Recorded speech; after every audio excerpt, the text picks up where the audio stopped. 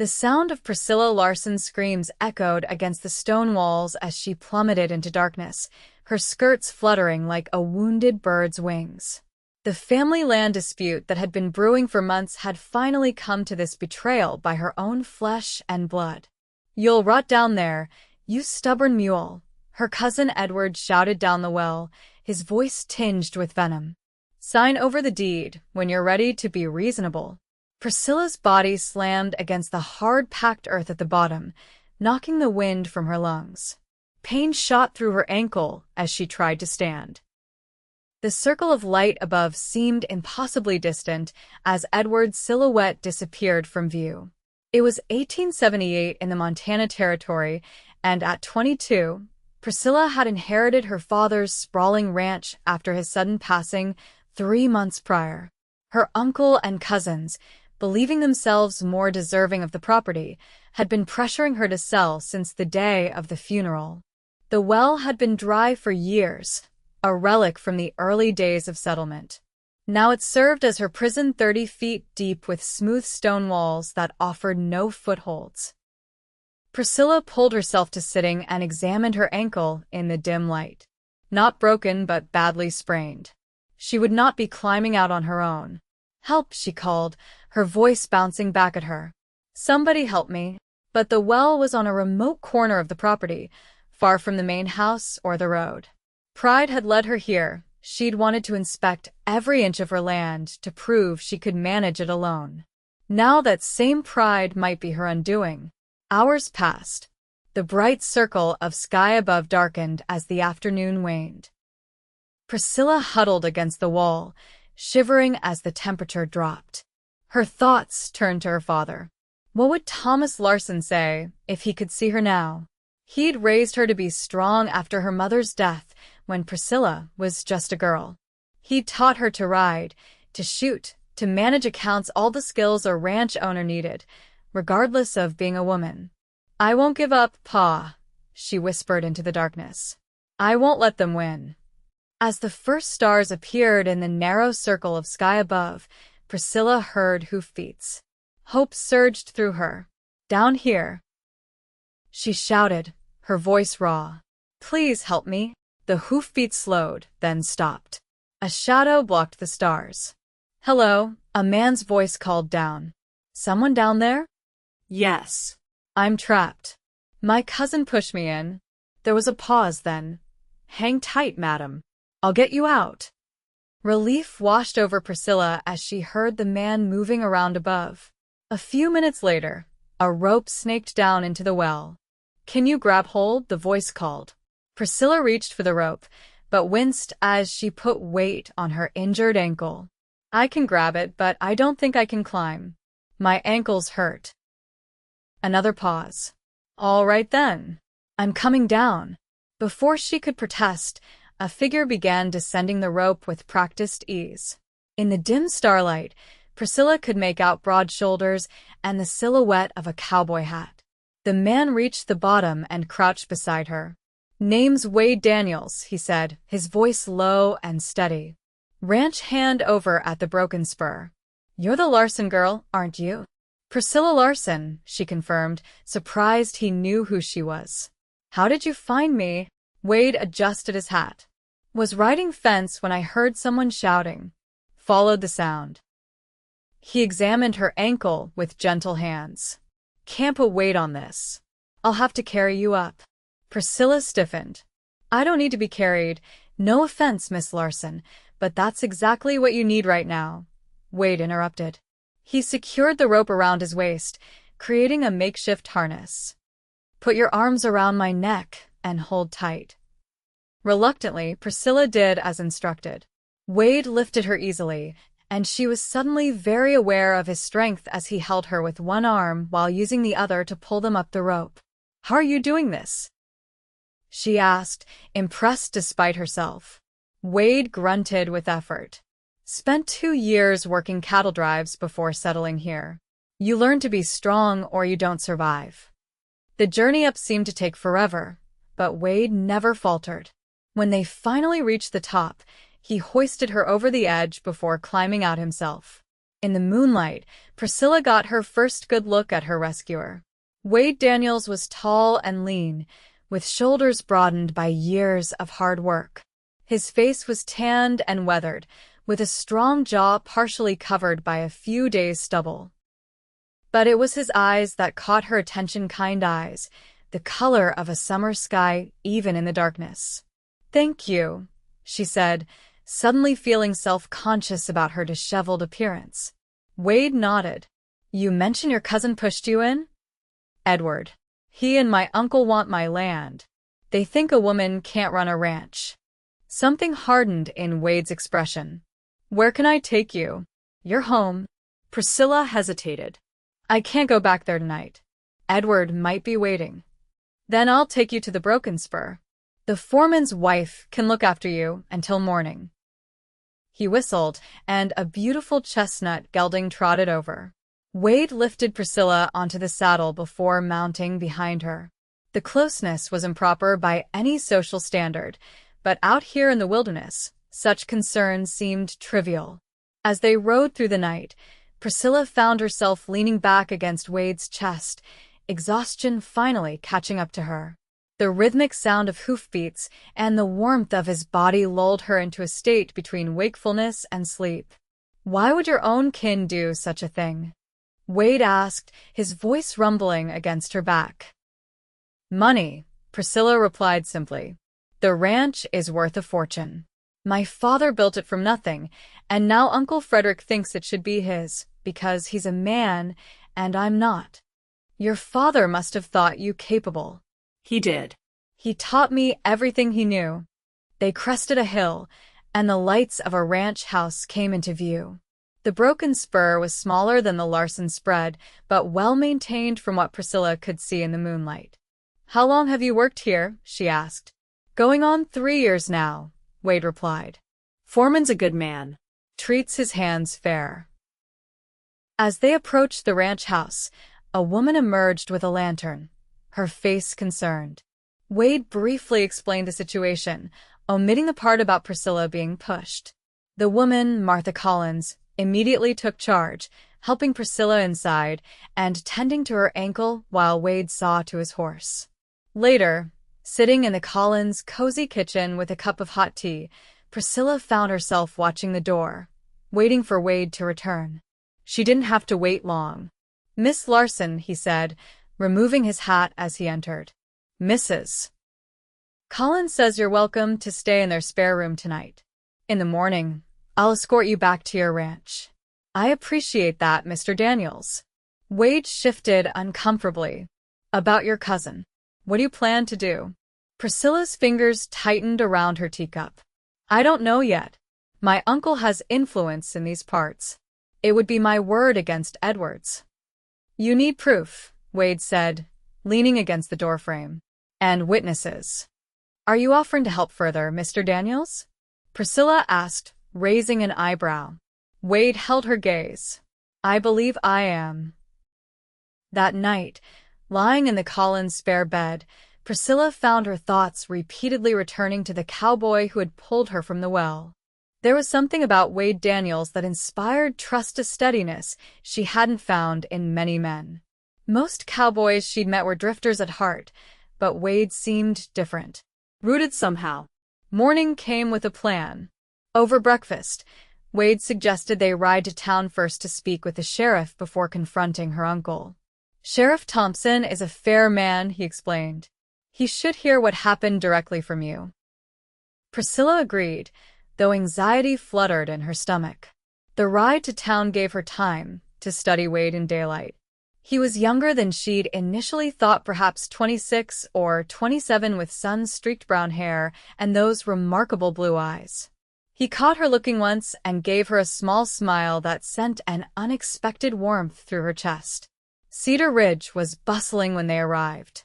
The sheriff's office sat at the end of the main street, a modest building with a jail attached. Sheriff Thompson was a graying man with a perpetually tired expression, but he listened attentively as Priscilla recounted what had happened. "That's a serious accusation, Miss Larson," he said when she finished. "Your Uncle Frederick is a respected businessman in these parts. It's also the truth, Priscilla replied firmly. The sheriff sighed. Without evidence or witnesses, there's not much I can do officially. What about unofficially? Wade asked. Sheriff Thompson studied the cowboy. You vouching for her story, Daniels? I found her at the bottom of that well, Sheriff. Someone put her there, and she says it was her cousin. The sheriff rubbed his chin thoughtfully. I can pay a visit to the Larson ranch, ask some questions. Might rattle them enough to make a mistake. It wasn't everything Priscilla had hoped for, but it was a start. As they left the sheriff's office, Wade suggested they stop at the general store. You'll need supplies if you're going back to face them, he explained. Inside the store, Priscilla selected a few necessities while Wade spoke quietly with the proprietor, Mr. Wilkins. The older man kept glancing her way with concern. What was that about? She asked when they stepped outside. Just spreading the word that you're safe and sound, Wade replied. In a town this size, gossip travels faster than a telegram. By sundown, everyone will know someone tried to harm Thomas Larson's daughter. Priscilla realized what he was doing, creating witnesses through talk. If anything happened to her now, people would suspect her uncle and cousin immediately. You're cleverer than you look, Mr. Daniels, she said with newfound appreciation. Wade's eyes crinkled at the corners when he smiled. Most people don't look past the hat and boots, Miss Larson. They rode toward her ranch, the miles passing in comfortable conversation. Priscilla learned that Wade had grown up in Colorado, the son of a silver miner. He'd left home at 16 after his father died in a mine collapse, working his way north through Wyoming and into Montana. What about you? He asked. Always lived on that ranch? Born and raised, Priscilla confirmed. My mother died when I was 8. After that, it was just me and Pa. Must have been hard, growing up without a mother. It was. But Pa did his best. He never treated me like I was fragile or incapable because I was a girl. He expected me to pull my weight, same as any son would. Wade nodded approvingly. He sounds like a good man. The best, Priscilla agreed, a lump forming in her throat. 3 months wasn't long enough to process the loss of the person who had been her whole world. As they approached the Larson ranch, Priscilla's anxiety returned. The sprawling property came into view: the 2-story main house, the barn, the bunkhouse for the hands, and the corrals filled with some of the finest horses in the territory. It's a fine spread, Wade remarked. Pa built it from nothing, Priscilla said proudly. Started with 10 acres and 50 head of cattle. Now it's 2,000 acres and one of the largest horse breeding operations this side of the Mississippi. As they rode up to the house, a ranch hand spotted them and ran inside. Moments later, Frederick Larson emerged, his face a mask of concern that didn't reach his eyes. Priscilla, thank heavens you're safe, he called, hurrying down the porch steps. We've been searching everywhere for you. Priscilla straightened in the saddle. Have you, Uncle?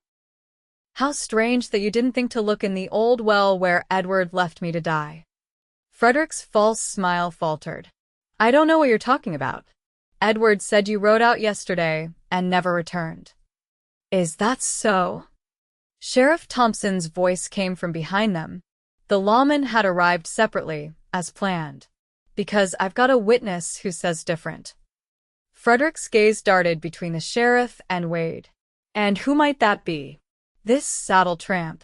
Wade's expression remained impassive, but Priscilla felt a surge of anger on his behalf. Mr. Daniels is the man who saved my life, she said coldly. And I've just sworn a statement at the sheriff's office detailing exactly what happened yesterday.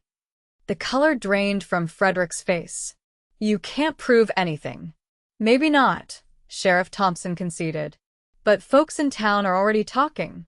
And they're wondering why Thomas Larson's brother would want to harm his only daughter.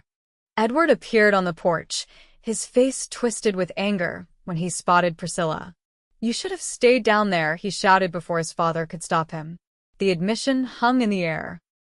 Sheriff Thompson's hand moved to rest on his holster. Edward Larson, I'm placing you under arrest for attempted murder. What followed was chaos. Edward tried to flee, only to be tackled by Wade. Frederick protested loudly as the sheriff handcuffed his son. The ranch hands gathered to watch, their loyalties clearly divided. Through it all, Priscilla stood her ground, refusing to be intimidated. When the sheriff finally departed with Edward in custody, she turned to her uncle. "You have until sundown to collect your belongings and leave my property," she said, her voice steady despite her racing heart. "If you're still here after that, I'll have you arrested for trespassing." Frederick's face contorted with rage. "You'll regret this. A woman can't run this place alone. You'll fail, and when you do, I'll be waiting." "She won't be alone," Wade said, stepping to Priscilla's side. "And she won't fail." Frederick spat on the ground before storming into the house. Priscilla let out a shaky breath, the adrenaline beginning to fade. "You didn't have to say that," she told Wade quietly. "I know," he replied, "but I meant it all the same." In the days that followed, Priscilla faced the challenge of restoring order to her ranch. Several hands loyal to her uncle quit, leaving her short-handed during a crucial time. News of Edward's arrest spread quickly, and while some in town viewed her with sympathy, others questioned whether a woman could truly manage such a large operation. To her surprise, Wade stayed. He'd spoken to his foreman at the Broken Spur and arranged to help at the Larson ranch until things stabilized. His presence was a comfort Priscilla hadn't expected to need, but quickly came to rely on. "The south pasture fence needs mending," she told him one evening as they sat on the porch after dinner. "And we're short at least 4 men for the roundup next week." Wade nodded, making notes in a small ledger. "I know some good men looking for work. Trustworthy types." "I don't want charity hires," Priscilla warned. "I need hands who respect me as the boss." "These men will," Wade assured her. They worked for Victoria Callahan over in Paradise Valley before she sold her place. "They're used to taking orders from a woman." Priscilla studied him in the fading light. "Why are you doing all this, Wade?" He looked up from his notes, his expression serious. "Because it's the right thing to do." "That's not a real answer." Wade set the ledger aside. "All right. The truth is, I admire what you're trying to do here. Most women in your position would have sold out by now. But you're fighting for what's yours, and I respect that." His words warmed her more than they should have. Over the past week, Priscilla had found herself increasingly aware of Wade's presence, the way he moved with quiet confidence, how his smile transformed his entire face, the gentleness in his hands when he helped her onto her horse while her ankle was still healing. "There's something else you should know," Wade continued. "I've been saving to buy my own place. Nothing as grand as this, but a decent spread where I could raise horses. I understand what this land means to you, because I've wanted the same thing my whole life." The admission created a new connection between them, a shared dream that few others would understand. As the weeks passed, the ranch began to thrive under their combined efforts. The new hands Wade recruited proved capable and respectful. The spring roundup went smoothly, and the foals born that season promised to be exceptional. Through it all, Priscilla found herself drawn to Wade in ways that went beyond gratitude or professional respect. They worked side by side from dawn until dusk, solving problems and celebrating small victories. In the evenings, they often sat on the porch, planning the next day's work or simply enjoying each other's company.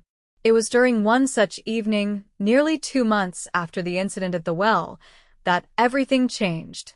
"I received a letter from the prosecutor today," Priscilla said, watching the sunset paint the mountains gold. "Edward's trial is set for next month." Wade nodded. "Will you testify?" "I have to. It's the only way to ensure he pays for what he did." She hesitated. "They'll want you to testify as well." "Of course," Wade agreed.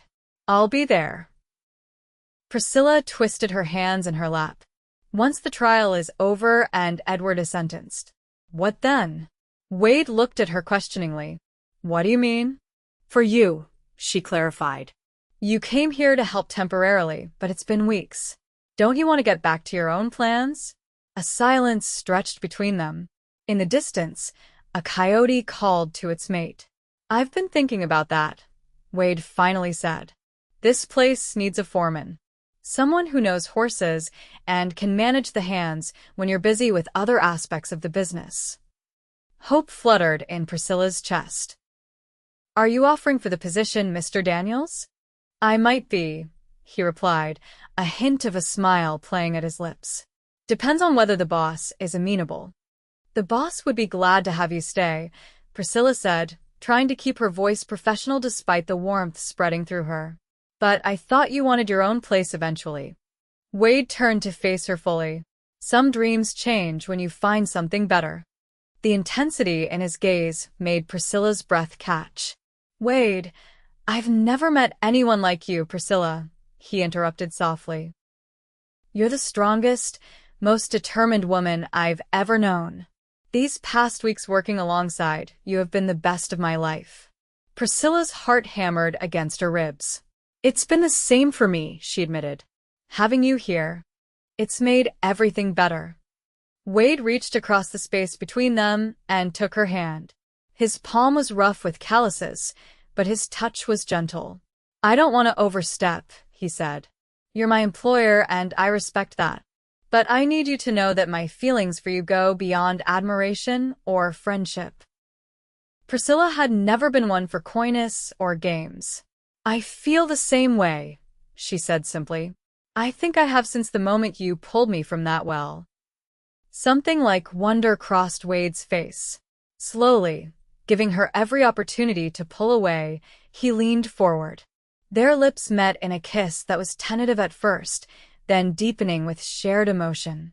When they finally parted, Priscilla felt as though something fundamental had shifted in her world. People will talk, she warned, though she couldn't bring herself to regret what had just happened. Wade smiled. Let them. I'm not ashamed of how I feel about you. The trial came and went. Edward was sentenced to 10 years in the territorial prison, while Frederick left the area altogether, his reputation in tatters. Priscilla testified with her head held high, Wade's steadfast presence beside her throughout the proceedings. With that chapter closed, life at the Larson Ranch, now informally known as the Larson Daniels Ranch, found a new rhythm. Wade officially became foreman, earning the respect of the hands through hard work and fair treatment. Priscilla continued to oversee the business aspects, her confidence growing with each successful deal. They were married the following spring, in a ceremony attended by half the county. Martha Collins cried happy tears, while her husband shook Wade's hand with genuine approval. Sheriff Thompson gifted them a fine shotgun for protection, though his wink suggested he knew they were more than capable of protecting themselves. As husband and wife, their partnership only strengthened. Wade never attempted to take over or diminish Priscilla's role as owner. Instead, they complemented each other's strengths and supported each other through difficulties. 2 years after their wedding, Priscilla gave birth to a daughter they named Josephine, after Wade's mother. Standing together at the nursery window, Wade wrapped his arm around Priscilla's waist. She's perfect, he whispered. Just like her mother. Priscilla leaned into his embrace. I never thought this would be my life, she admitted. After Pa died, I was so determined to prove I could manage alone that I couldn't imagine letting anyone in. And now I know that true strength isn't about doing everything alone. It's about finding someone who stands beside you, not in front of you or behind you. Wade kissed her temple. I'll always stand beside you, Priscilla, from the bottom of that well to wherever life takes us next. As their family grew to include a son 2 years later, the Larson Daniels Ranch flourished into one of the most successful operations in the territory. Priscilla and Wade's partnership became legendary in the region, a testament to what could be accomplished when two people respected each other's strengths and loved each other's hearts. Years later, when their children were old enough to understand, they would tell the story of how they met, of a woman trapped in a dry well and the cowboy who lowered a rope and carried her out himself. But the real story, they both knew, wasn't about the rescue. It was about everything that came after the trust they built, the love they shared, and the life they created together, one day at a time. On the 10th anniversary of their meeting, Wade took Priscilla riding to the old well, now safely covered and marked with stones. Standing beside it, he presented her with a small wooden box. "What's this?" she asked, opening it to find a delicate silver locket. "Open it," Wade encouraged. Inside was a tiny coil of rope on one side and a pressed wildflower on the other. "A piece of the rope that brought us together," Wade explained, "and the first flower that bloomed on our land after we were married. Beginnings and continuations." Tears filled Priscilla's eyes as she fastened the locket around her neck. "I love you, Wade Daniels, more with each passing day. And I love you, Priscilla Daniels, from the bottom of a well to the top of the world." They sealed the promise with a kiss as the Montana sun painted the landscape gold around them, two people who had found in each other not just love, but a partnership that would endure through all the seasons of their lives.